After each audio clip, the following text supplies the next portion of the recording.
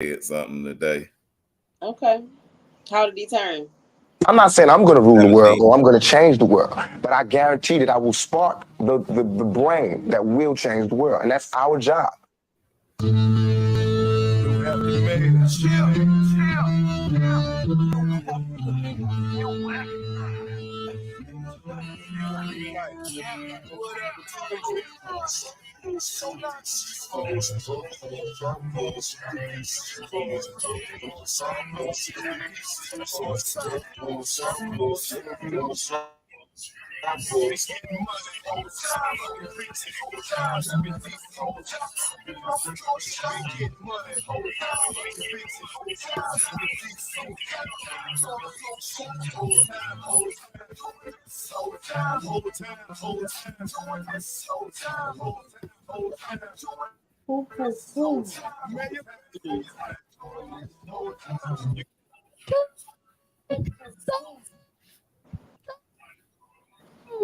JB, what's the name of the podcast? It's a pod named Kickback. A pod named Kickback. It's like a Tribe Called Quest. You say the whole thing. Welcome back to a pod named Kickback. It is, in fact, like a Tribe Called Quest because you must say the whole thing. I'm no breaks, no the righteous ratchet. If you throw it, I'll catch it. If you got it, I'll match it. Each and every week, we right back at it. I am the Black Savage. The Magneto of my people. What up, Jack? I'm about to play with the screens all day. I see that. So, I see you boom. like a little kid over there. Just saying. It's a holiday. He's Well, just y'all playing. Here's them again. know All right. Get fit with Jack and you snatch, so let's go. Boom. There Right. it is. Oh, she There it rhymed. is. She rhymed. Yeah. Okay. She did. She did. I see you. And kind of stole my line. Oh, come on, Jay. Don't stop, man. Hey, it's season. Hey, it's your man D Randy T. Man Up Monday all day is where I be. Football season is back. Let's go. Hell yeah. What my round of applause for? Goddamn football season. Hey, how's everybody doing tonight? Right. What's up, Liz? Thanks for tuning in. I hope everybody's doing great. I see your man already on my hat. Look, this is the flag in this area, man. You already know.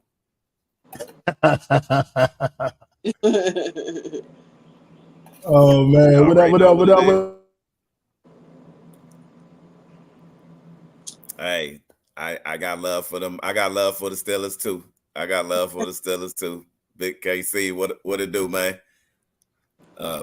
What's up, Big KC? They say Nostradamus is having some Technical difficulties. Right. We didn't find out he got Verizon or with us every Sunday. Always my loyalty supporters. I love it. Right. Don't fault us with what he has on today. It's been one of those days, right? There right. He on froze. He gonna have to come in and come back doing this thing. Okay, right? So go ahead and shoot it to you. What is your high and low of the week? Okay, let's go. We'll start. Well, we normally start with the ladies first, right? I know. I mean, switching it up. And I mean, it looks like your background already is a high. You know what I mean? That's what I'm seeing. All right. Yeah. But no, I'm gonna tell you what my high of the week was. This week I had the great opportunity of serving at a Goodwill place facility. It was a networking event actually, right? Okay. And in our community, right, we know the Goodwill is like with single parents. If your family doing bad, is where you go, where your back to school shopping happen at, right? Right. So in our community, that's what we know them for well, right? If your mama taking you there, most time you see single parent moms in there with their kids, you know what I mean, buying clothes. I was one of those, right? and they always had a story saying that they was much more. She is looking real poetic, ain't she? I was feeling that too with the background and all that. I thought it was just me, big. I thought it was just me, KC. Oh, that I got a story after Randy finished. I got a story for you. But look, long story short, I found out that they do so much more. Like they have job placement programs where they find people. And it was one guy, they showed this story where he came from Nepal and he didn't know how to speak English, didn't know how to read or write, came from a small village, and the goodwill now took him from the process of that to now he's a manager of one of the stores right here in Maryland. Right. They even have a program for homeless kids, teenagers, to help them get on their feet, find housing, get jobs. So they are so much more than just a place where you can buy some cheap clothes at. They and being there and being a part of that, you know what I mean? That was really my high to see that they do so much more than that. Okay. Yeah, so that was, and I don't know, my low is new internet. I second that. I don't even know if he can come back. Big Casey, you gave me my high, so we're gonna go with that. It's not my of the week, but it's just the high of one of the times in my life. So going back to the poetic justice. This is when I was going to. This is after Freaknik, so now we moved to Daytona Beach. So I'm going to Daytona Beach, and I had my little, my little braids. So the hotel that me and my homegirl stayed in, the hotel that we stayed in, so we had the dude upstairs that had the liquor. We had the dude on our road that cooked the breakfast, and we had some dudes downstairs that had the weed. So they used to always, every morning, they get, all I would hear is, Justice, you up? Justice, you up? They used to call me Justice out there. So him calling me Poetic Justice, you hit it right on the head, Big Casey. But my low is also a high, and it's a low because we did lose an amazing person, Fat Man Scoop. Shout out to him, his family. Prayers go out to his family, friends, all his DJ family. But the high is just that he's in a better place. It's ugly out here, and for him to be able to fly is a beautiful thing.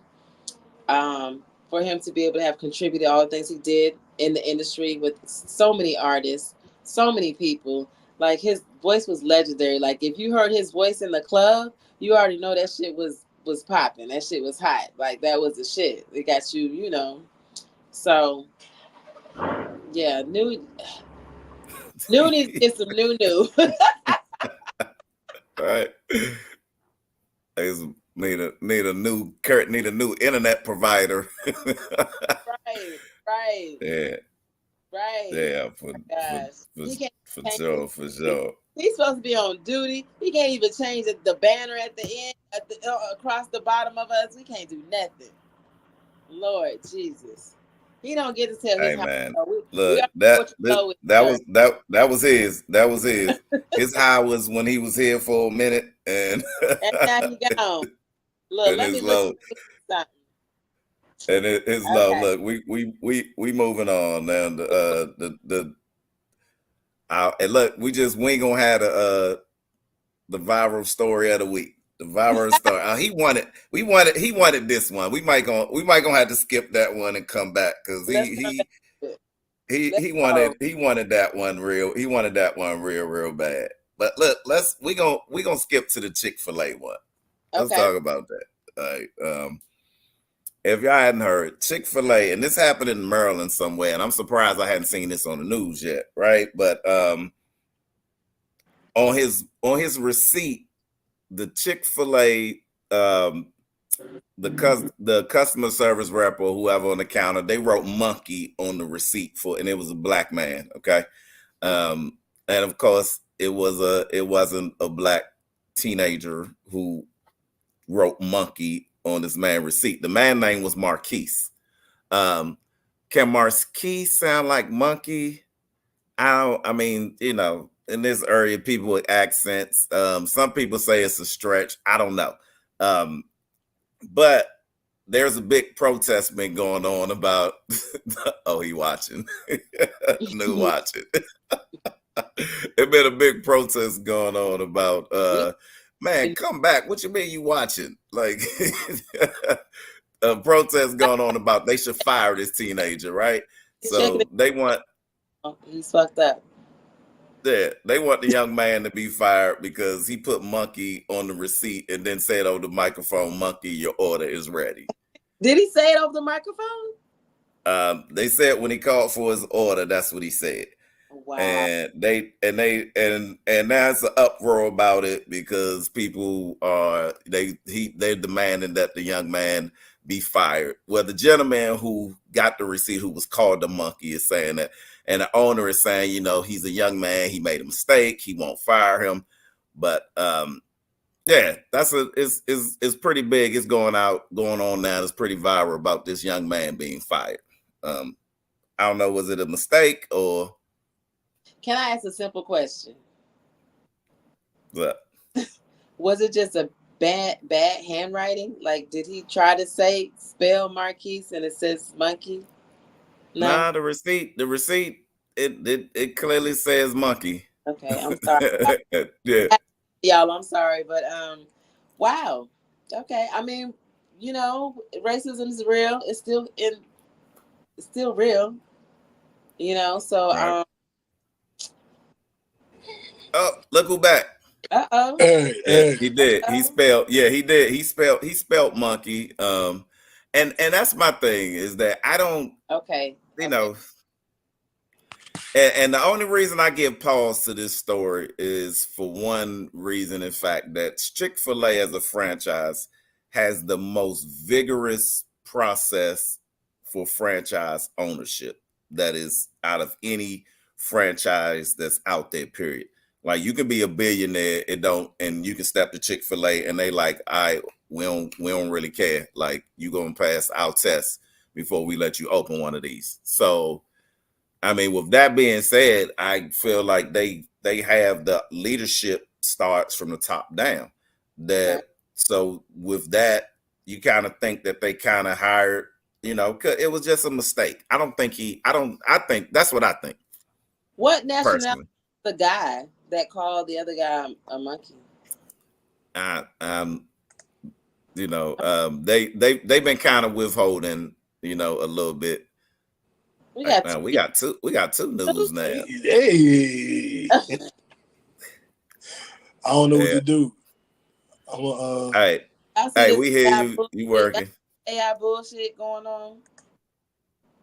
Yeah, I'm with you, Big KC. I think it was a mistake, and we just need to let it go for this young man life get fried over a mistake. It's a teenager, man.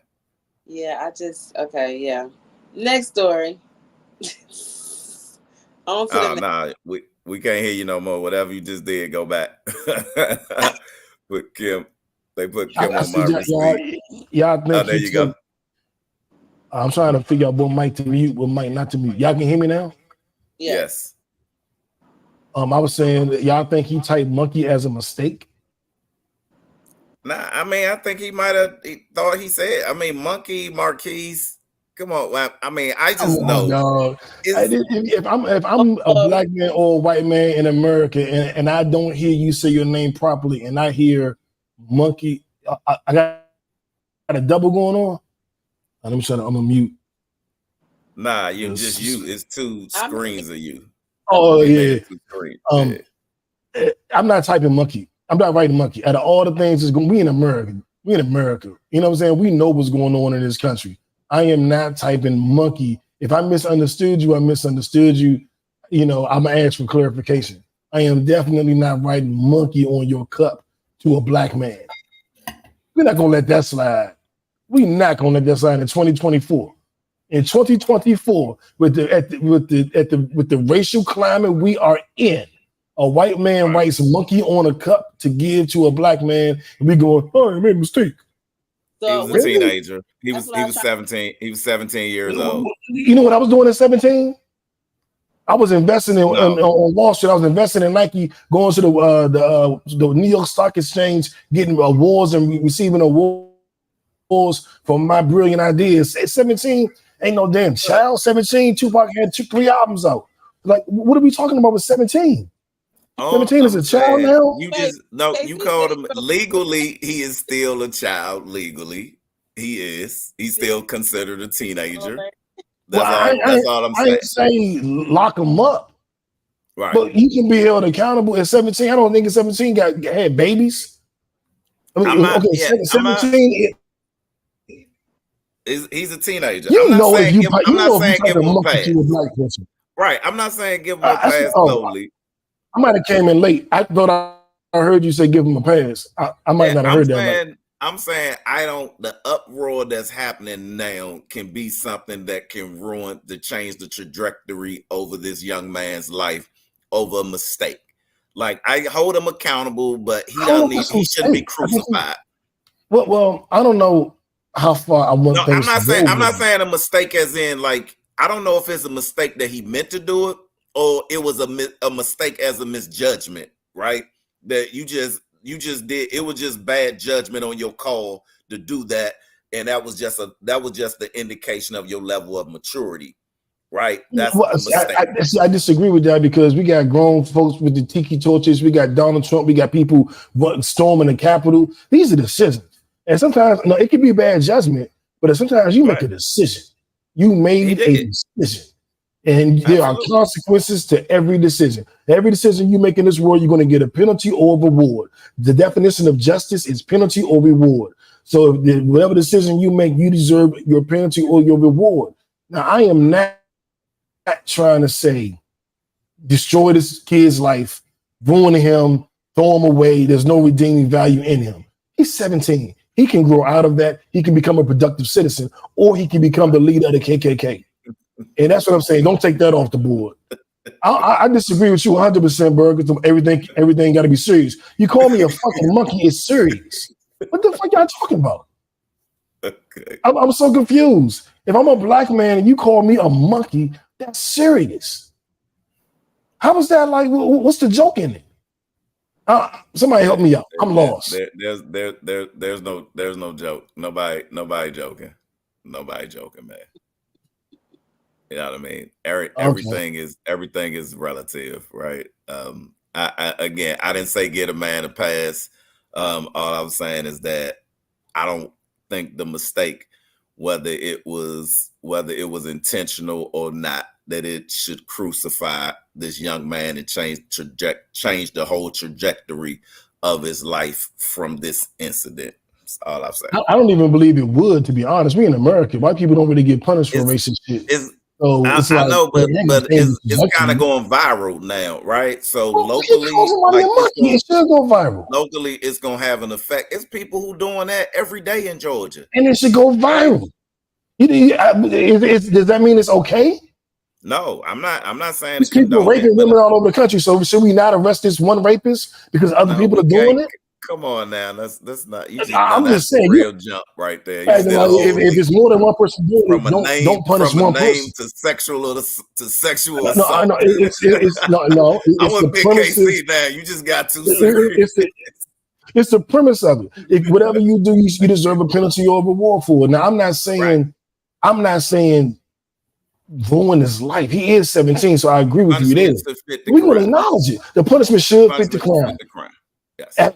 Perfectly said, Randy. I agree with you 1,000,000%. But that doesn't mean no punishment. Right. That don't mean sweep it under the rug. Because for every white boy that can call Marquise monkey, like I tried to explain the shit with the Trump shit. They get emboldened. Now they want to do something else. I said, monkey, I ain't getting in trouble. Next time I'm gonna say nigga. Next time I'm gonna spit in the drink. Time after that, I'm gonna do this. It's a slippery slope. Just stop it at the beginning. Little boy, that was wrong. If you don't change this behavior, you're gonna have a world of hurt waiting for you. Right. Now, I do think you should be fired.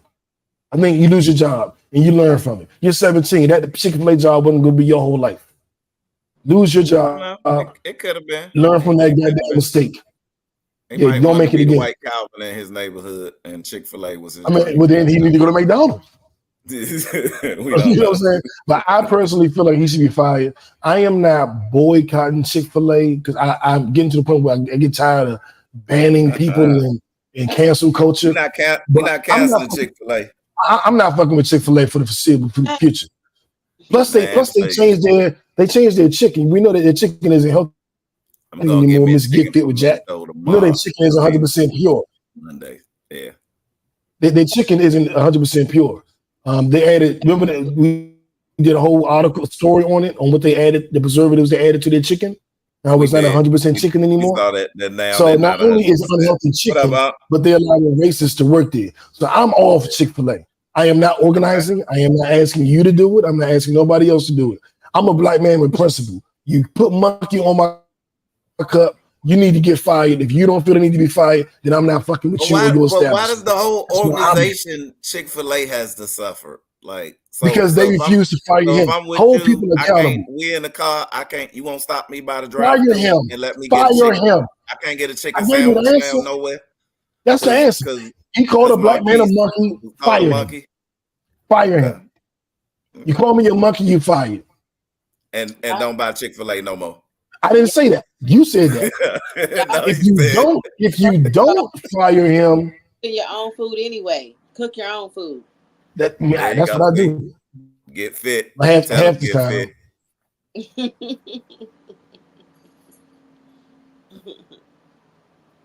That's it. All right. We skipped.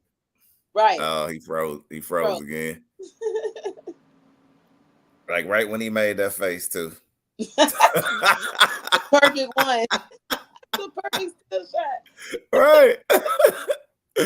That mean profile picture from here on out. Right. But yeah, that was enough of that of the Get myself back up. Oh, he back. And that's two of them again. One of them talking. All right, so we go. He gonna while he figuring it out, we gonna move on to the Cam Newton story. Right, we gonna keep it moving. We keep it moving with So Cam Newton was on the podcast. No, we can't hear you at all, man. Nobody has a clue. Like you should have left the mics. The mics was fine. Boom. Can you hear me? Yes. Yeah. Boom. Yeah. All right, Cam Newton. Go on, let's go start with that. All right, so Dr. Bryant was on Cam Newton's podcast this week, last week, and I've been following her for years. I didn't know what kind of doctor she was, but she fine as hell. She take really good Instagram pictures. So I've been following this lady forever. And I just found out like she's some doctor, big time psychologist that does all this stuff. And I'm like, oh shit, okay. And when I saw her on Cam Newton, I was like, that's badass, Dr. Bryant. What did she? Is she a heart surgeon? What is she? And I found out she's a psychologist, relationship coach or whatever. And she called Cam out on. I like Cam. I do. I had no real issues with Cam. His smugness in that interview, during the brief portion when he was speaking about having 8 children from 5 different women and how he's just taking his time and he wants more children. And she's like, does that mean more women? I just want God to bring them. And it's like, what you talking about, dog? Like, I want God to bring them. And he was just so smug and like, but as you say, I'm taking my time. He was so proud of himself, so smug and arrogant and fucking stupid. And she called him out. Like, actually, you're not taking your time. You are creating broken homes. You are creating environments where children will never be totally fulfilled intentionally.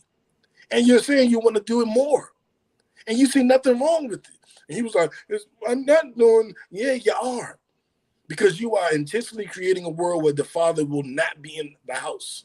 There may be 1 child or 2 if you settle down where you'll be in the house for them.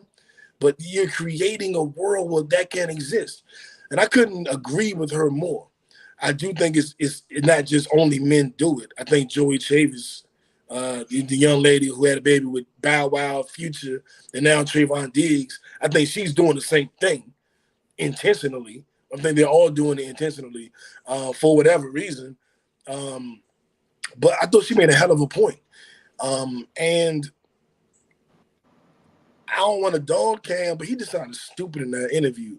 And I'm on her side in this particular argument. Randy, I really want to hear what you got to say, but as Jackie is the queen of the pod, the only lady here, I'm gonna throw it to you, and then you throw it to Randy, in case I get disconnected again. Well, number one, we have to get back to where we know our self-worth. Out here just raw dogging everybody and anybody, it's not cute. It's not cute. It's not something that you want your kids to go behind, especially if you're doing it that way and they're like, oh, you know how adults be. Do as I what does it say? Do as I say and not. Mm-hmm.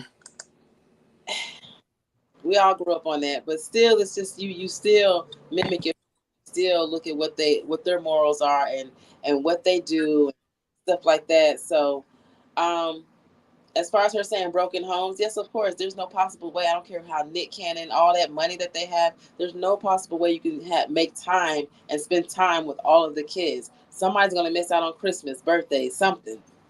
It's going to happen. So is it more of a selfish thing where you're trying to fulfill something on your agenda, or are you scared of something where you feeling like you have to have all these kids, even the fact that you have a medical condition and you're still having all these kids, because it could be genetic. So you're really not even thinking about their health. You're really not thinking about their well-being. It's just crazy because a lot of them have come from 2-parent homes, and it's just like, what's going on? So I don't know. I'm sending it to you, Randy, because I'm confused. Yeah. Well, for one, the statistic from the Department of Justice is that children from single parent homes are 3 to 20 times more likely to be incarcerated than children from two parent households. Right. So that statistic right there says it all. Right. So I think at some point, when we all was young and us men, it was all about the conquest of, we all did that dumb of how many women you could sleep with and and it was cool to have a rack of women and all that stuff. But that was when you was a little kid, you know what I mean, and you ain't know no better. But Cam, as a man who has a huge following, right? And the fact that and it was the moment though, right? That's what got me though. If you watch, if y'all who watching this, if y'all hadn't saw this podcast, go back and watch it, because you can see like she really, like, he was proud and puffed of what he said. And then she gave him a perspective that he never had considered. And it's what I call the man up moment. And he had a man up moment like right then when it came to it. And he was literally speechless to recognizing that, look, all these kids that you sending this money to and they going to school, fly with J's and got all the new clothes and all of that. But guess what? They growing up broken without you though. Right? Because look, the statistic that we just read right here, that's a fact. Right, that's from the Department of Justice, who do nothing but keep the numbers of this, that 3 to 20 times more likely these homes that he is creating, that trying to make his master, oh God, I'm just waiting and buying my time. While you buying your time, brother, 3 to 20 times more likely your kids going to jail. You creating criminals, right? So it was glad. I'm glad that moment happened, because I'm gonna ride it for a minute. So y'all follow me on Man Up Monday. We're gonna stay on that one right there for a minute. Oh, we lost you again. There we go. Like, you need to stop moving. Go ahead. Okay, yeah. Oh, go ahead. Back. Oh, I was just saying, it's disheartening to see that he doesn't even realize what he's doing, isn't even acknowledging it. It's kind of sitting there like, I hope that he had that man up moment. You saw Randy. I saw it too. I saw his face change. And Dr. Brian also had this conversation with Nick Cannon. Yeah. And I think we saw his face change a little bit too. So I hope that's my hope, that it happens and they kind of realize what's going on. I don't know. it's almost too I think late. Nick made a baby after that though, so I don't think it worked for Nick. But it's almost too late though, because The it's bag done. assassin continues. Yeah, the 8 children by 5 women, and damage is done. It's hard to create it. And as a victim of a broken home, as a victim of a father that wasn't there, it does affect you, man. Like I grew up, the dudes I grew up with raised me. Big KC, H, rest in peace. Hook. You know what I'm saying? These are the dudes that raised me. Like I had no father. Rest in peace to Horse Hers, Ozzy Clay. Like there were men around that helped raise me, and there were niggas around that helped raise me. You know what I'm saying? And it's just, it would have been a little bit easier. And I wonder how far along I would have gotten, and how much faster it would have happened if I was in a 2-parent household or had a father that, you know, gave a fuck. But you know, well, I look at it like this, and I learned this through therapy, right? That sometimes, you know, the man that you are now, and I know your father well, too, and the character and the things that you've done, you know what I mean, your journey would have been different, and you've touched a lot of people's lives and a lot of people, and it's a lot of things that might not have happened if he had been, you know what I mean. And think, you know, for a moment, my mom wasn't dead, you know what I'm saying, and you know what I mean, I will never hold it against her, because, you know, whatever her life was taking her through, she was taking it through. And I know it wasn't for lack of love that would happen. You know what I'm saying? But and I still came through, right? Mm-hmm. And so I still came through, and I'm all right? Do I wish some things that I didn't wouldn't have happened? Yeah, a lot of that. You know, the being homeless, sleeping in the hallway, like, nah, you don't wish that on nobody, right? But you know, when I think about the resiliency, you know what I mean, and the character that it built, then, you know, hey, I love my mother. It's a sense of gratitude. But yeah. And I agree with you. I love my mother too. Yeah. I love all my mothers. I was blessed to have a lot of mothers. And Uncle Ricky. Ricky too. And rest in peace, Mima. I saw today was yesterday was the anniversary of her passing, 1 year. And today is the anniversary of me moving back to Atlanta. I realized I was packing, working, getting ready to move, got the call, talked to Randy, and man, get to the house. And the very next morning I drove to Atlanta. It's like, you know, coming back. Yeah. And it's so funny. Some people don't even know I left. They're like, he left Atlanta? I was like, I was gone for a year, dog.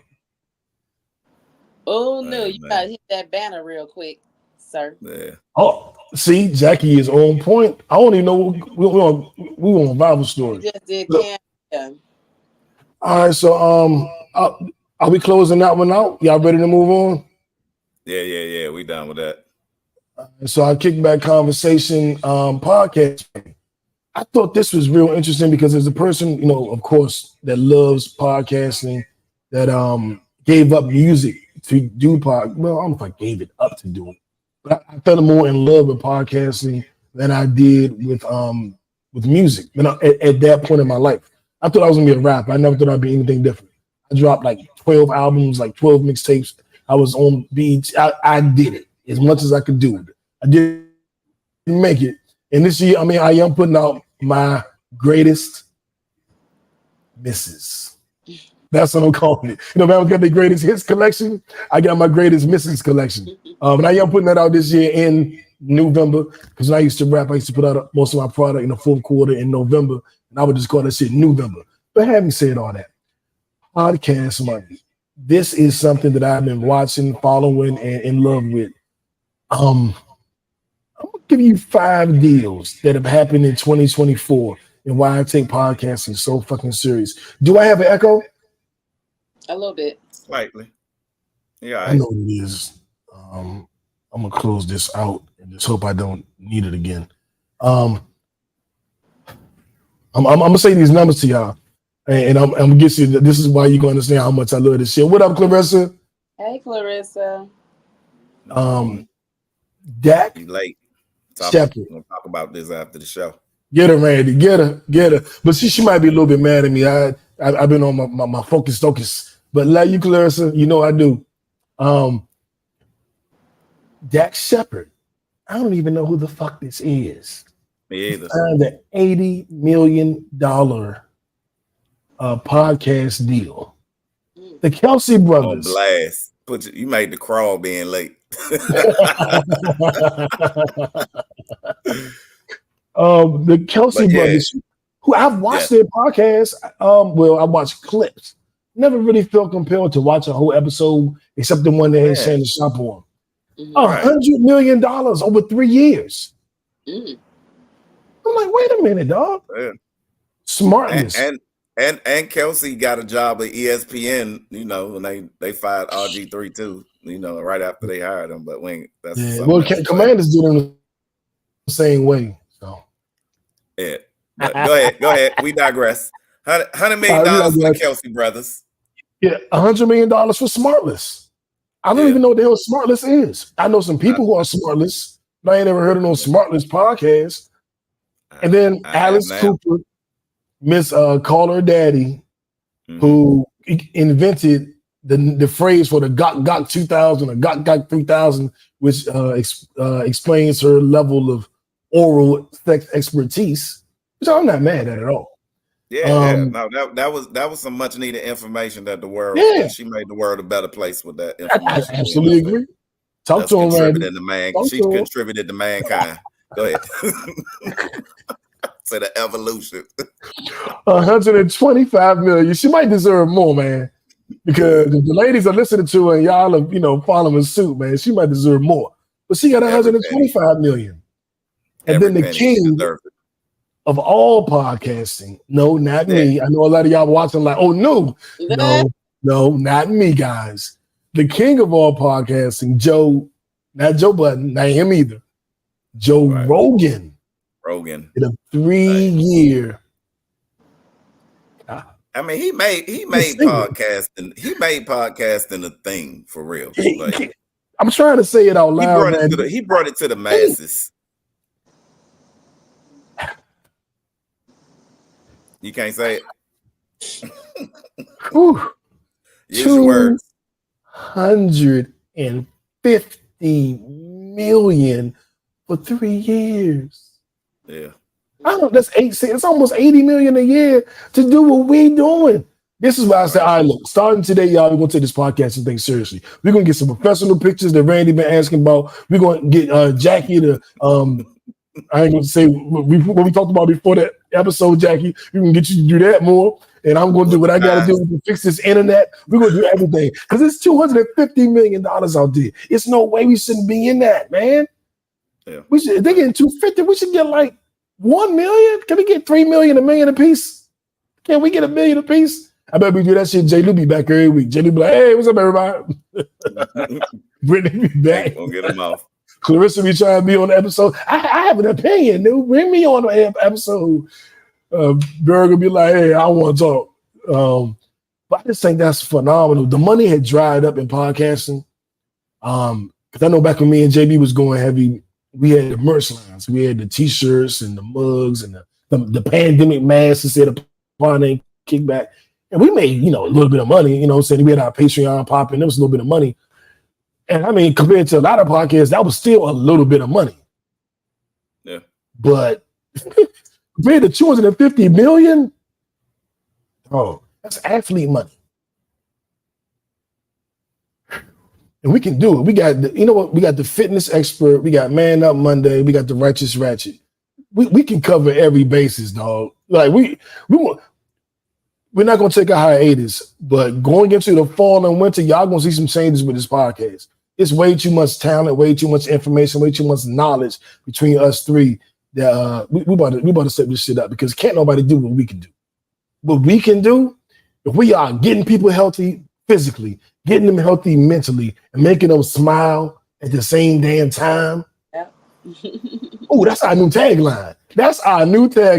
We're gonna get you healthy physically, mentally, and make you smile and laugh at the same goddamn time. Well, we about to blow up. We about to blow up. Can I clap?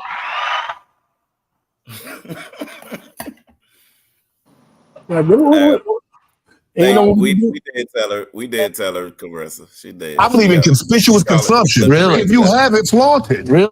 Yeah. Oh yeah, Jackie knows she look beautiful every damn day, don't you, Jackie? Yeah. What you guys say about that, Jackie? This podcast and money. We need to get this money. Shit. There it is. Mike, drop the mic. Exactly. Hey, look, Anthony O'Neill, he did and shout out to AO, he from the DMV as well. He's worked for Dave Ramsey, financial expert.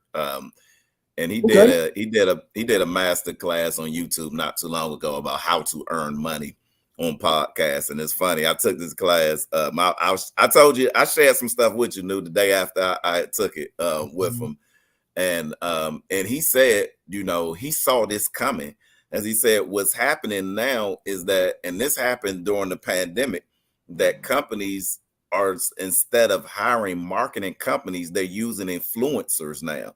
So influencers it's a lot cheaper to give a Travis Kelce, you know what I mean, the Kelce brothers $100 million, right? Rather than hire a marketing company that you paying $100 million, you know what I mean, per quarter, right? And then waiting for results, you know what I mean?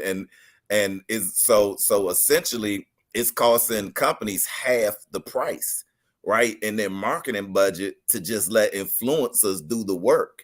Right. And then now, guess what? Because we in the Me Too statement is giving them the buffer when be like when people get mad, because now, you can trip over somebody's shoe and they'll sue you, you know what I mean, for messing their shoes up. You know what I'm saying?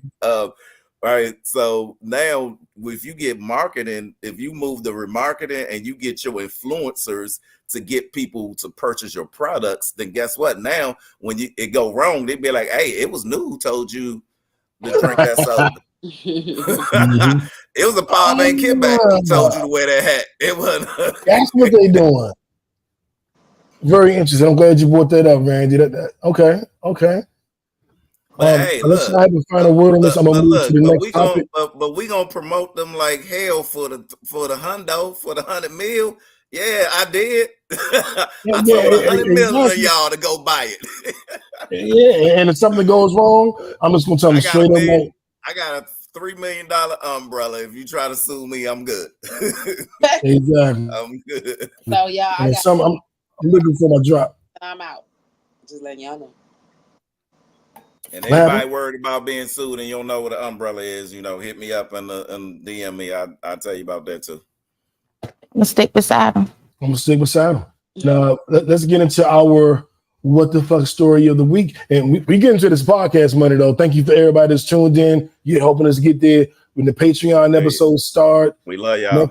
Next couple months. Viva Nepal. Yeah, exactly. It's the mayor.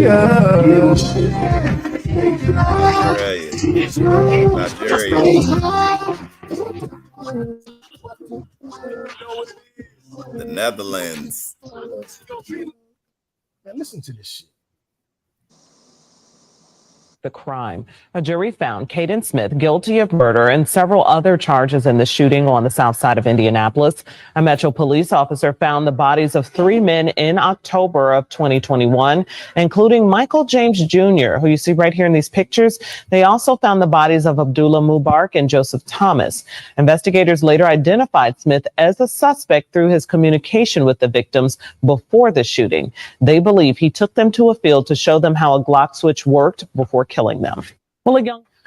So this white boy took 3 black men to a field to kind of, everybody's in love with these switches now. The switches you can put on your gun where it allow you to, shoot rapidly. So instead of going bang, bang, bang,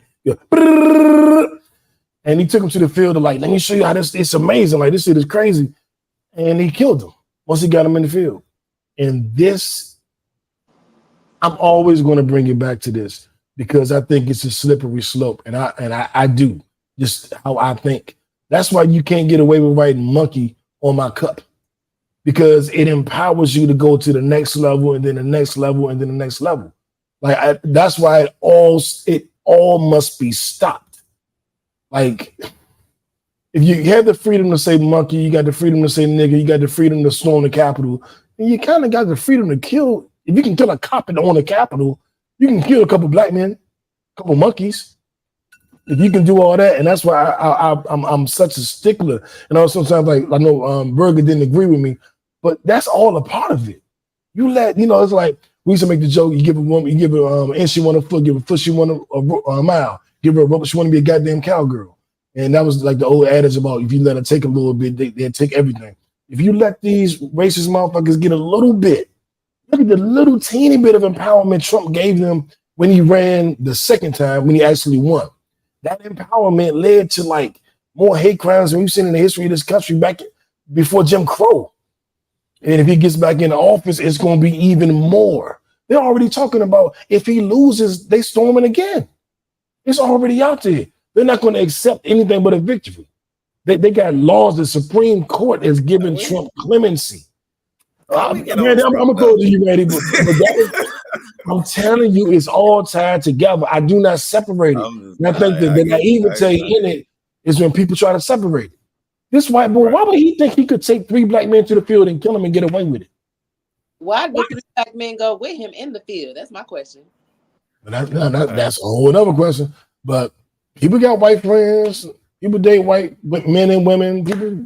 Everybody don't see white people as an enemy. I'm not saying look at it. My best friend is white. I don't need you. So I'm gonna figure out. I have white people in my family. Right. That don't they say that's what racist people always say? I have white friends. My best friends are black. So my best friends are. Hey, but look, my best friends are white. Hey, Clarissa. Look, let's first, you know what I mean? Condolences to the families that was affected on both parts of this, right? Because the thing when something like this happens, it's always 2 families that's affected, right? It's the and he was 16 years old when the crime happened, and I think it was all teenagers. And I think it was like 4 years ago. He's like 20 now. He's already been in jail for a while, for a couple of years, and he's just about to face trial. So he did this 3 or 4 years ago. But they were all young men. But this again, this goes back to where I feel like the education of guns, which is it's the amendment, and it's one that I believe in. The right to bear arms. I have a lot of guns. I don't believe in having less than 350 rounds at all times. Stay ready. You don't have to get ready. But I also believe I go to the gun range on a weekly, on a monthly basis, because I believe if you own weapons, you should know how to use them.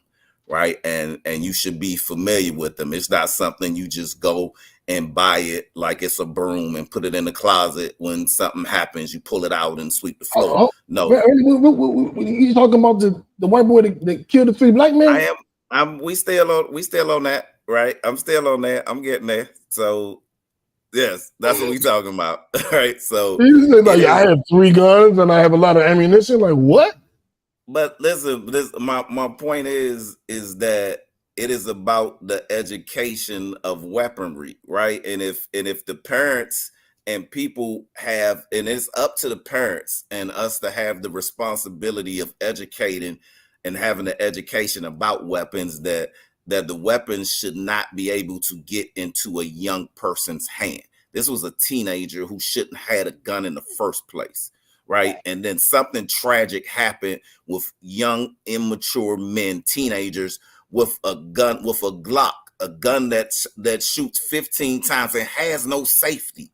That is the thing why people like Glocks, because they don't have a safety on them. So this is, is always one gun that go off pretty easy. Right. And that's why cops carry them, too. It's easy to pull it out and let it go. And you got 15 shots. But this is what the young man had.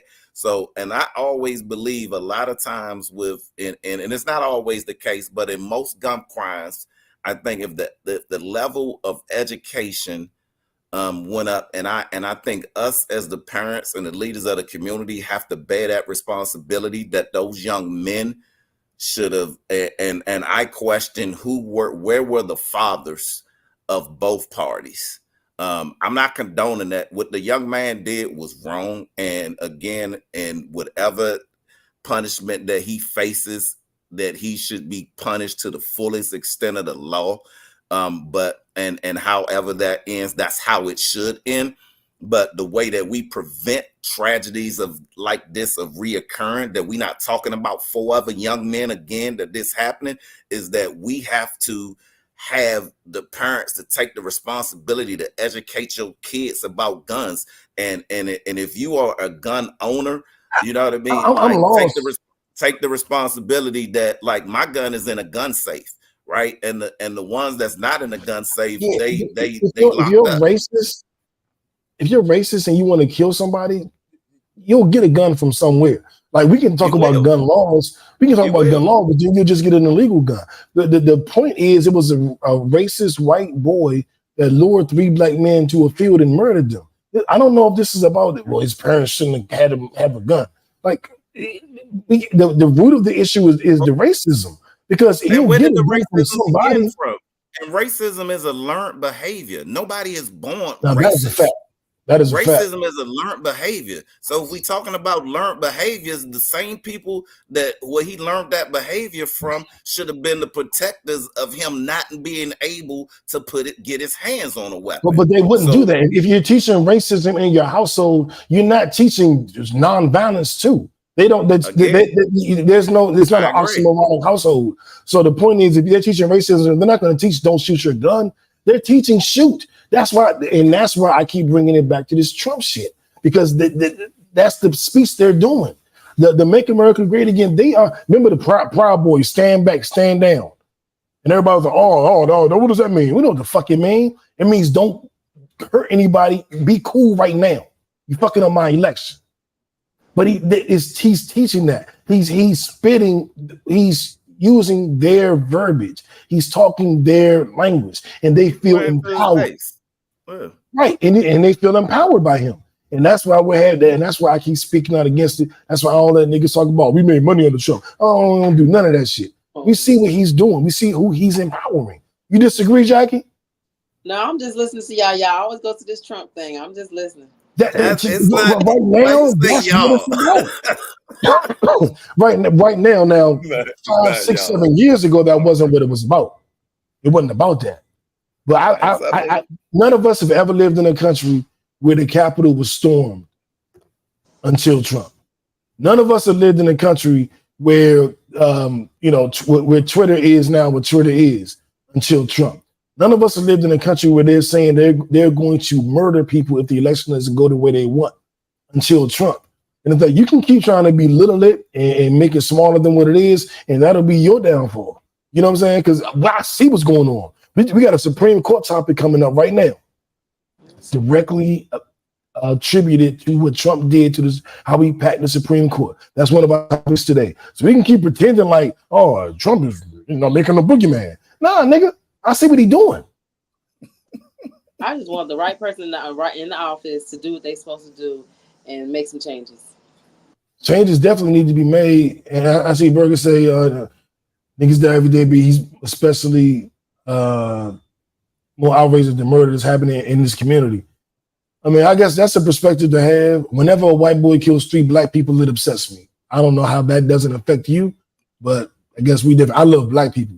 So if 3 black people die for no reason, I'm affected by it. I guess you not, unless it's in your community. I don't know what the fuck Berger talking about. That makes some sense to me. That's not what he's saying. That's not what he said. What is he? Well, okay, well, tell me what you think he's saying, Jackie. No. What'd you say, Jack? Let's go ahead, Jackie. I'm putting my church finger up because I'm out. She said Jack was waiting on her dinner must be ready. We on about to be out. All right, let's Supreme Court. Supreme Court. All right, really quickly. The Supreme Court just rejected Joe Biden's student loan forgiveness plan for like the second or third time. So we will not be getting student loan forgiveness. Nah, Burger, you be on bullshit, nigga. What the fuck? You know what I'm saying? Hey, man, like, that's crazy. No, man, look. I got my opinion, you got your opinion, but you don't care when black people get killed. That's crazy. That's not what he said, man. But we talking about the Supreme Court.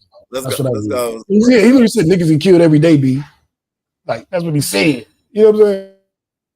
I know it's from paid in full, but I just don't take a cavalier attitude when 3 black men get killed. It ain't niggas get killed every day, B. Like, nah, dog. It's not that. But anyway, if you took out a student loan, that's your ass. Because the Supreme Court, appointed by Trump, 4 new appointees, which swayed the balance of power, have now decided that they were not doing student loan forgiveness.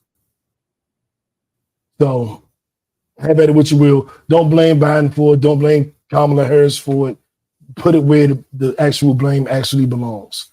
We thought that was a big issue. That was a big voting issue. That was something that people were really serious about. And it didn't happen, and it won't happen. Don't talk to me about, you didn't see what Biden ain't do nothing. Well, we see what happened. And we know why it happened. And if Trump gets back in office, he'll add more justice to the Supreme Court to uphold more of this. Randy, what's your thoughts? This whole student loan thing is just a carrot that's hanging, that's dangling on a stick. And that's the way that I see it, because I know people who, even when it did get through for the period that it did, that the criteria was so tight on it that some people who really needed it couldn't get it, and everyone who applies for it already couldn't afford the education that they took the loan out for. And that is the problem. That's the number one problem in America, is that we tell people to go and do these things for education when they know, and it's the people who can't afford it, right? So we already talking about people who cannot afford it. And I was in a meeting today with an economist last week, and what he talked about was that, and this is why this really don't make no sense, like why we even talking about it, and I'm gonna tell you why, like it doesn't. And he said, well, now the middle class has effectively is gone. There is no more middle class. It's now if you make $124,000, if you make under that, you are considered poor. And if you don't make over $256,000, so that's when you consider the upper class. There is no middle class, right? So if you're not making 125, you poor. Right, so I don't believe that at all. I don't believe that at all. Most of the people, well, this was an economist who gave these numbers. So well, I mean, it's different economists to say different things. Right, I don't believe. But I'm just saying, I'm just telling you, this is what the economist said. That's his job, and this is what he said, and it makes a lot of sense. Right? It don't make no sense to me. Is what I'm saying. So when it comes, 125,000 get poor. Again, that's not. I know these are 30,000. So what the hell are they? It's levels to it. And even if you not making, if you 124 under that, anything under that is considered poor in this economy. That's not accurate. I've been reading. I follow different economists myself, and yours is the only one that said that shit. And it depends on in some areas it is. Like you can make 100 up, 120. You can make 124 up here and struggle. 124, you ain't living good. I can move to Georgia and make 125, and people would think I'm you know what I mean? Think I'm balling. You know what I mean? Like, and that's what I'm saying. That's what I'm saying. But 124,000. So his numbers could have been. It's not poor. I don't know if he was specifying a geographical area, because he could have been. It could have even in New York, in New York City, Manhattan, it is not poor. I don't know. I'm not an economist. I can't say what the poverty level is in any city. Period. I don't do that. I follow a lot of pages. The point is that 124,000 ain't poor. I don't give a fuck what you're talking about. Like, it's not poor. You getting off the point. The point that I'm trying to make is that we back to the student loans. Is that student loans, for one point, it is for the only people who need these loans are poor people. People who have to take out student loans cannot afford them. So this is all about make you poor.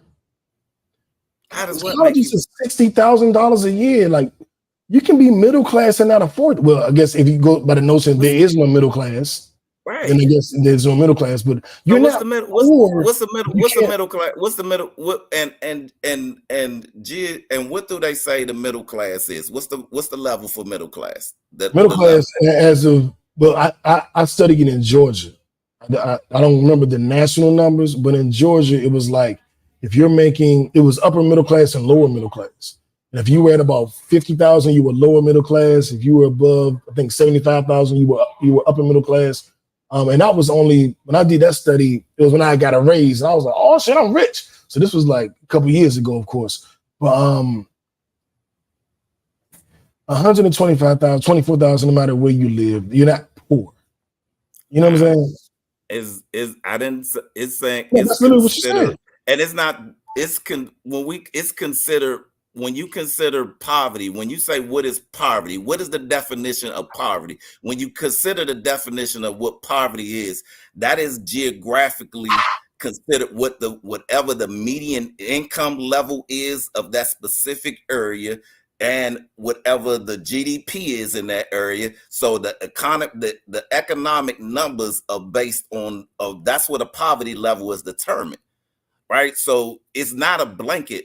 Right. So you can have, that's why it can't be a blanket minimum wage, right? Because a blanket minimum wage up here, like $5 in Georgia might be all right, but $5 in DC, like Slim, you can't even get to work.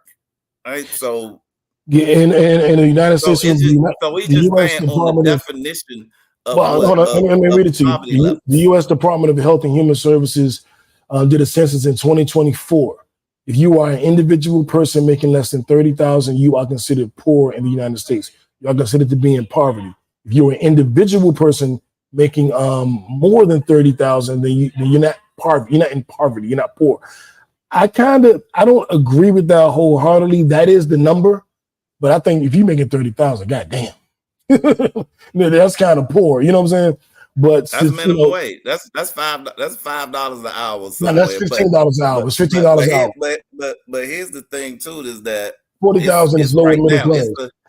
That they already have said that some numbers that have come out were wrong about the job numbers, and now they investigating all the numbers because there's some economists who are saying that we are in a recession because we've had 2 negative GDPs, which is the definition of a recession, but the job numbers saying that we added at least 8 million more jobs than it was. So that means more products got sold that didn't, and we'll see how that come out. Right, we'll see how that turn out. But so when I see this Supreme Court and all this stuff, to me, it's like it's smoke screens, right? Fix the system, right? Fix the system that stop giving poor people stuff they can't afford and then making them feel like we gotta go apply for this unattainable thing that I go to school for, that you tell me, and I ran the rat race, but then I get out of school with $100K on my head and nobody won't hire me. Right, but y'all still taking my money and still want to get my money, and now I can't get taxes that y'all taking out anyway because I ain't paid back the money to get the education that y'all told me I needed to be successful in the first place. No, fix the wheel.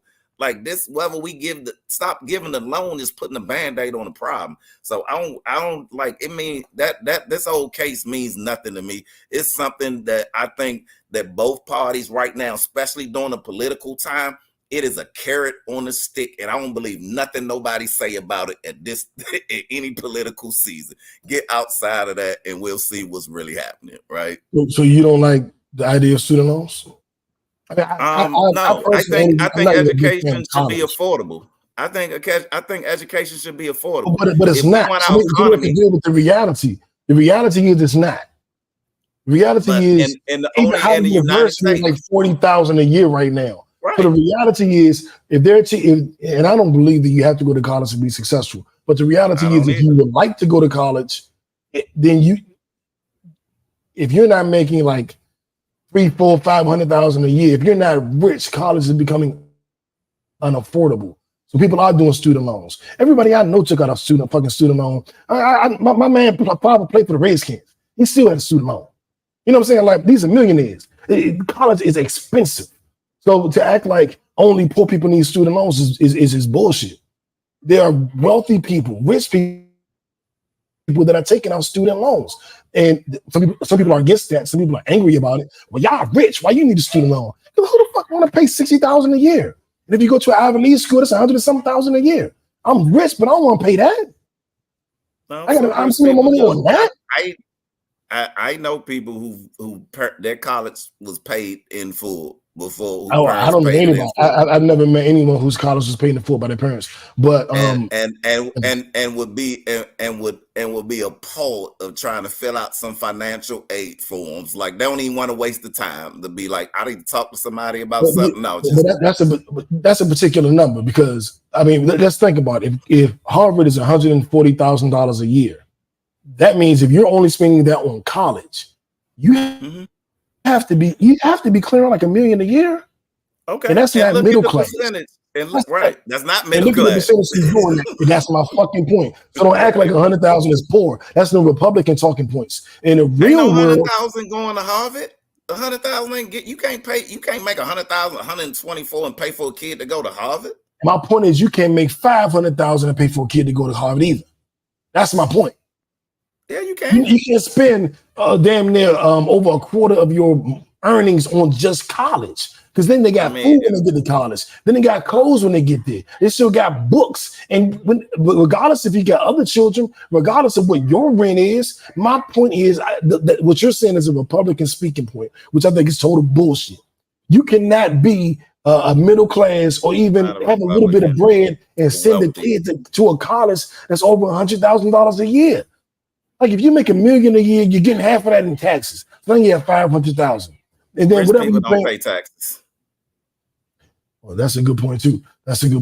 But my point is, to be able to afford $100,000 a year in tuition for one student, one kid, you're not making $300,000 and doing it. You're a millionaire. You're a multimillionaire. And the point. You don't think so? You think you can make $100,000 and send a kid to college for $100,000? I already said no. I said it's what are you sticking your head about? Poverty. That's poverty. But if I am making 500,000, and I'm not gonna say that it's not impossible. But if you are only working for your salary, and all you do is take your salary and pay things with it, then it don't matter how much you making. It don't matter how much you making. But that's my point. If you're making $500,000 and your portfolio is diversified correctly, absolutely, you should be able to pay for college with no sweat. You should be able to pay $100,000 a year. And if you can't, you need to talk to a financial advisor and anybody. Well, if you make $500,000 a year after taxes, you're getting $250,000. So at $250,000, you're giving 50% of your fucking salary. You're not paying it. You're not speaking for everybody. Everybody ain't doing all these loopholes and shit, dog. What is you talking about, man? Donald Trump said it on air. No, Donald Trump is doing. And if you know how to write, if you've been 1099 too, like you can write. It's called philanthropy. It's called philanthropy. That makes no sense to me, dog. I know. It does. We'll talk offline. It's all good. And I got a bunch of millionaire buddies, and they ain't nobody talking the shit you talking. Yeah, okay. You think that? Hey, look, we agree to disagree. Let's move on. Moving on.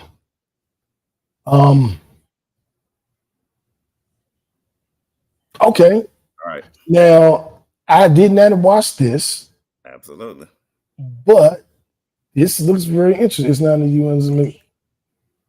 Now, I didn't watch this. One more point. Yes. Excellent point, Carissa. I mean, ultimately, college should. I mean, I ain't gonna say free, but it shouldn't be what it is. There's a high school in Virginia called Potomac tuition is $50,000 a year. It goes from elementary to of course, high school. Why is a 7, 8-year-old school $50,000 a year? He's 7 years old. Why? You know what I'm saying? But to say that, well, if you got 200,000, you make 500,000 a year, you should be able to pay for all your kids to go. That's crazy to me. I think it's outrageously priced, and I think that when you blame it on people not handling their finances, I think you missed the point of it's outrageously overpriced. I'm blaming on it. I said it's the system that's broke. It ain't. It's not. It's about the country. It's about the government making it affordable, right? That's a whole nother point about money management is a whole nother point. But I think my point was that it's a broken system, right? And trying to address forgiving loans is like, let's stop the loans. Like, let's forgiving them. That's like saying, like, let's give free health care for bullet wounds, right? No, let's stop giving away bullets and guns for people getting shot. Let's stop people getting shot. But and we dressed in people with bullet wounds, right? Well, to a degree, but if you've already done it and we see it's crippling, and we found out because the millennials are a different breed. They talk like, dog, right. This is BS. Because my college tuition at Howard was like 14,000. You know, you try to go to Howard now, it's 50 or 60,000. So it's a different world. The cost of education grew exponentially than the cost of weight than earnings. Everything has. So, right. So it's a different world. So when they're complaining about it, they're like, y'all, I gotta pay 50,000 a year to go to college, and I'm still getting the same job New got when he came out. Come on now. That don't make no damn sense. So and that's why it's a thing. And to stop the bleeding here is a step. But if you can't even get this, it's like people are saying, I know you can't get the Supreme Court thing passed, but what I want you to do is to make college free. It's like, we can't even do step 1. You asking for step 10. And it's like, no, there's levels to this shit. You know what I'm saying? It's just levels to it. Yeah. That's how I feel. But I didn't get to watch nothing I said I was gonna watch. It's a new movie called Deliverance, a black horror movie. Yeah. I have not seen it. I've been wanting to see it. But have you seen anything that you enjoyed? Have you seen anything this week that was good? I can't, man. Look, I know we had a vacation, man. You know us. That when we know got a long weekend. What we doing? Axe to the grind. Yeah, I was putting it. Yeah, honestly, man, I hadn't watched no TV. In fact, I'm probably gonna be doing some work tomorrow. I'm working all day tomorrow. I'm working all day tomorrow. And I missed my high-low. Yeah, I missed my high-low, but I made yesterday. I worked all day yesterday, Saturday, and I made a damn week's salary in a day. I was like, what's a K-drama? That a Korean drama? The Frog. Knowledge? I don't know what the hell K-drama is. I love thrillers. Thrillers are my favorite movies. Psychological thrillers. I like thriller, suspense, like that Korean drama. Okay. All right. Okay. I like a good psychological thriller. You're right. If you can fool me, yeah, that's you gotta watch him. Yeah, even if you got lots of. Throw me off the whole time. Like, Your Honor that you told us to watch, all the shows that we all watched, based on Randy's recommendation. Whenever I'm looking for a good show, I'm going to Randy first. But I know I did watch one a couple of weeks ago. Did I tell you about the hitman who losing his memory? Damn, no. What's the name of it? Michael Keaton. I can't think of the name of it, but Slim, like when. He's a hitman who going through dementia, and he like trying to get out before he lose it all. So he got a whole strategy, but he forgetting stuff along the way. Like Slant, you gotta. It's dope. It's dope. I'm just saying. I can't think of. Is it Knox Goes Away? Yes, that's it. Knox Goes Away. What is it on? What is it on? Maybe Netflix, Hulu. I don't know. Let me see. Oh, Clarissa did mention this. The Untold the Murder of Ed McNair. I'm probably that's on Netflix. Yeah, I'm probably going to watch that.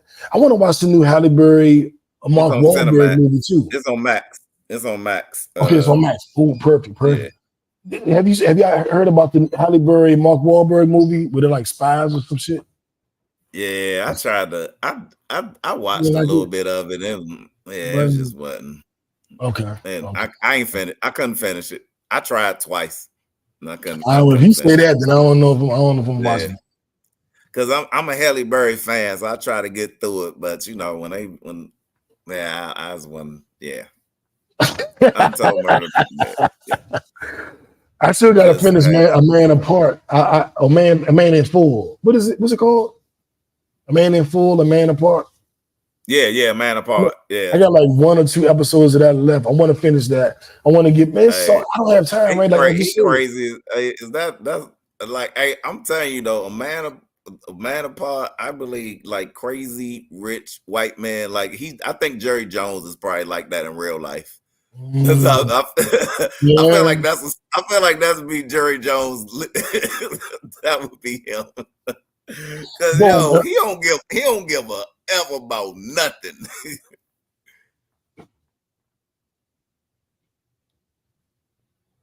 Clarissa, he can't take his side. They ain't win nothing.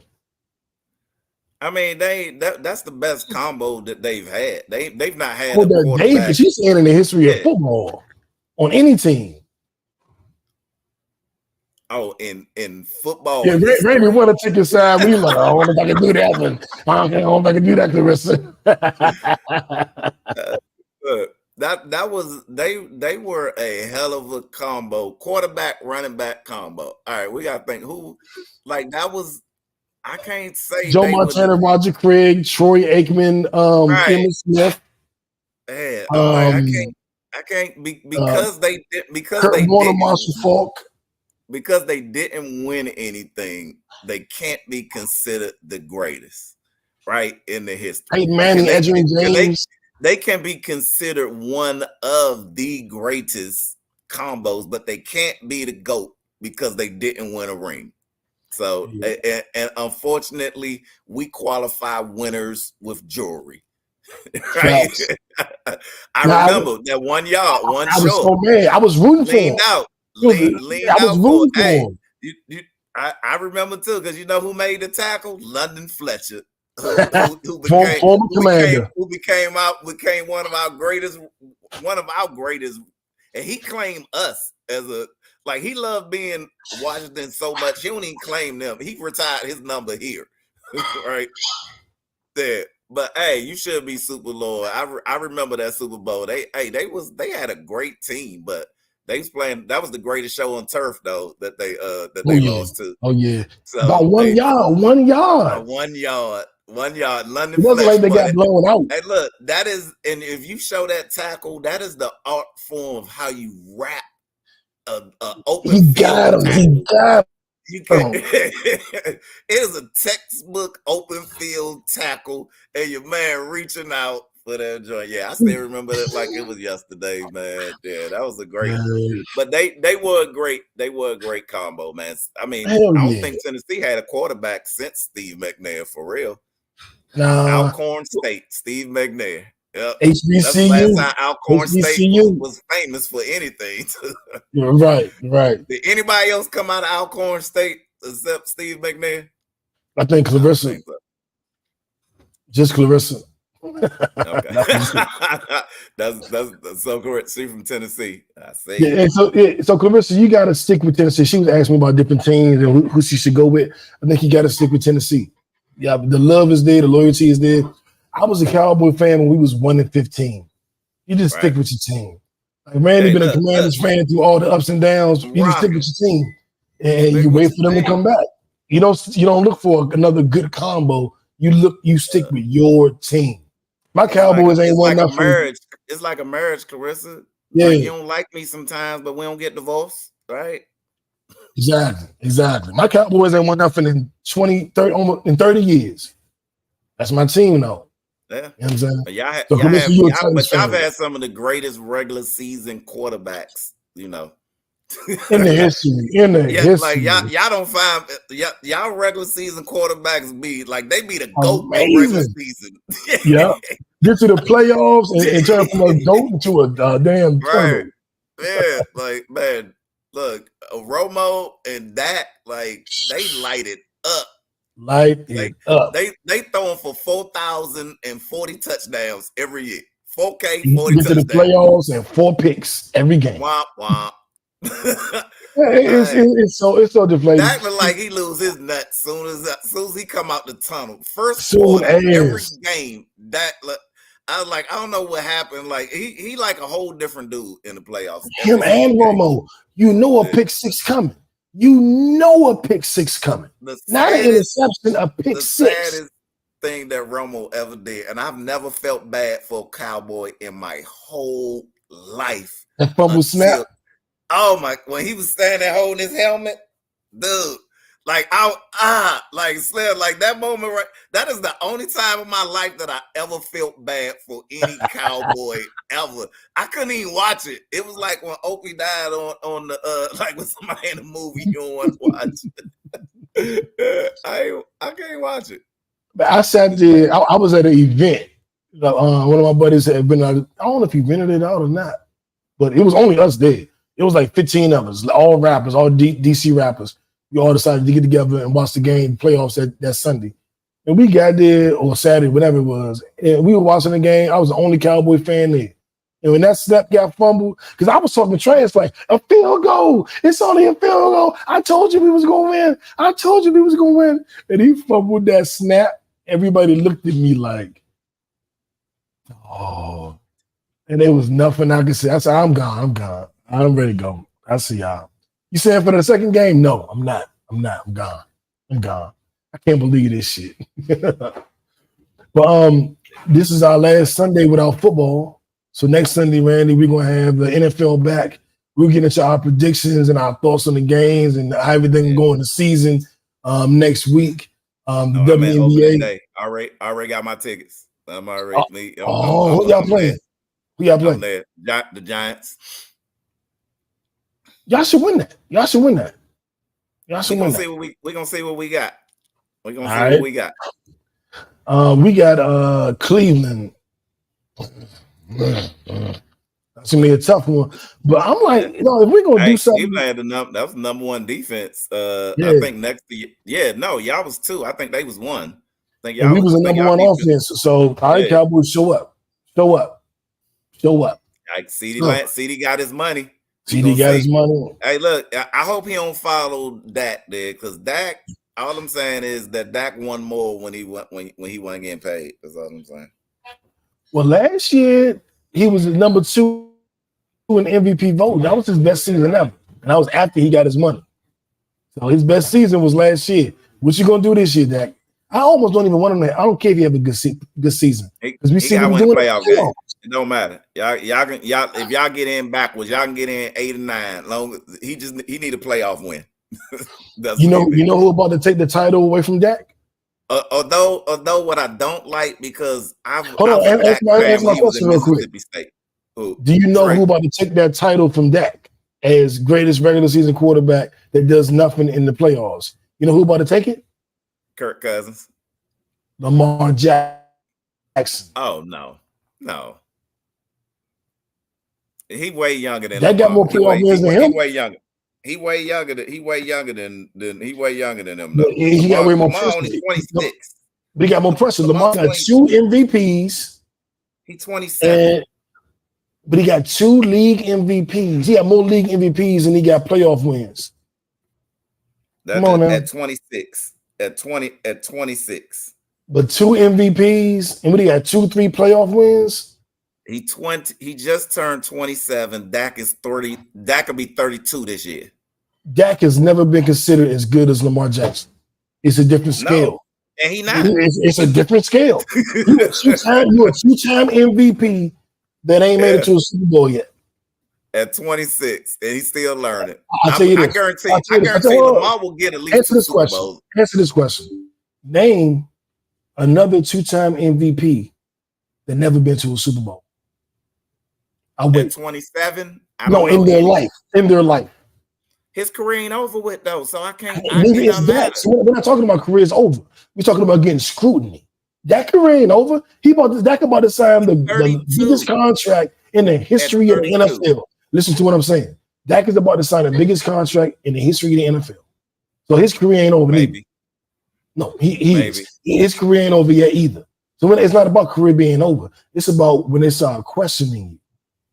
Those questions are about to start happening. You a 2-time MVP that only had 1 year you made it out of the first round?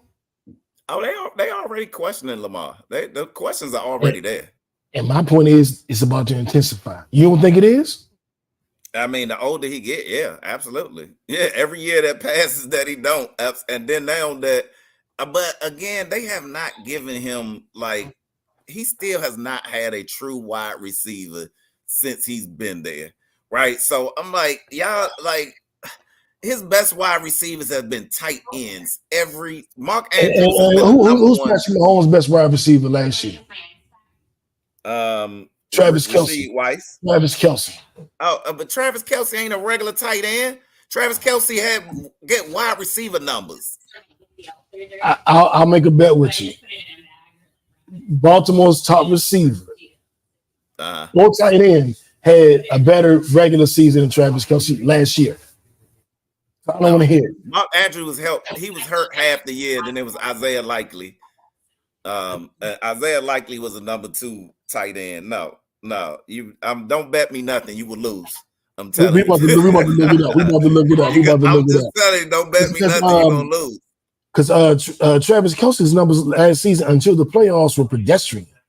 He was still that number one. He was still that number 1 receiver. I had Travis Kelce in fantasy last year. He was pedestrian. He was not good last year. He still was the leading wire. He still was the He leading wire. didn't crack 1,000 yards. He didn't crack 1,000 yards. As a tight end. No, Travis Kelce. Now you can't say he's amazing and then be like he's a tight end. He didn't. He had 984 yards and 90. He had 93 receptions. 90. He had 93 catches for 984 yards and 5 touchdowns as a tight end. That is unbelievable production. No, it's not. Look at all of his stats the years before. Dog, stop! No, I won't allow you to play both sides of the field. You can't go. He ain't a regular tight end.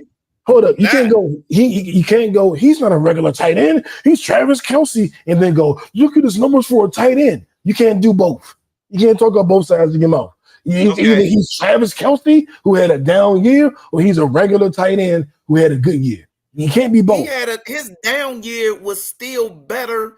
It was only one other tight end that was better than him.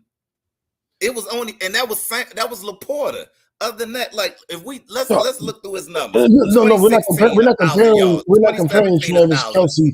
We're not comparing Travis Kelce to every tight end, because as you stated before we started, he's not a regular tight end. So we're not going to compare him to them. He's a top receiver. So we compare him to top receivers. He wouldn't be in the top 20 of receivers. Goalpost, man. No, you moving the goalpost. And everybody hear you right here, because you can't go back and forth. Like I will make this a clip. I promise you. You play with me, I will make this a clip, and I'll have you saying both things. It'll be Randy saying he ain't no regular tight end. He's one of the best receivers. You got to compare the receivers, and then I'll chop it to you saying he's a tight end. He's not a receiver. Make me mad. I'll chop that shit up and post it. I say he's a tight end. I say he's a tight end who makes wide receiver numbers. Is what I say. But and when you compare his numbers to other wide receivers, he had not a trash year. He had a down year. He had a down year. Agreed. Okay, boom. Now, that's my only point. That's all I'm saying. I agree. My man, salute. I ain't got to make the video now. Look what Clarissa talk about. I know how to get them on topic. Bring up football. Oh, it's part of your evil plan, Clarissa. Now, what's up? I know you got something you need to get to. Where we have a time? Because I think we can go. Let's wrap. They just told me my plate ready. Oh, boom, there it is. But and I got to do fantasy football at now. Well, 9 o'clock. Yes, I I got just 15 finished my. minutes. You gotta tell me how yours went, man. I had my last draft today at 3:30, man. It went. Okay. I did. It was good. It was good. Good, We'll talk about good job, good next job. week. Next week we gotta talk about fantasy football. We should have did it And this I week. had it on here this week, but we'll talk about it next week. Yeah, Oh, we next do it week next might week. be a football, so we might have to kick Jack off next week and then bring Jay Luke on and we just do a football All preview. football. Fantasy, the whole nine. How your first week go? All that. Exactly, Yeah. exactly. I want to thank y'all for tuning in every week, whether you agree or not. But I appreciate you tuning in, and I'm having fun. Have a good, productive week. Impress yourself. Remind yourself why you fell in love with yourself, and then fall in love with yourself again. That is the journey I'm on. Reminding myself why I fell in love with myself, and then falling in love with myself again, and trying to avoid Clarissa's evil plan. But having said that, Kickbackers, y'all have a great goddamn week. Positive energy I'm sending to everybody. Hope you feel it coming through your phone or your computer or your radio or your boom box. Hope you feel all that positive energy and love. And have a great week. Randy, enjoy them doggone crabs. I'm about to cook while I do my fantasy football. And look forward to an amazing week, man. Uno. Yes, sir. Yo.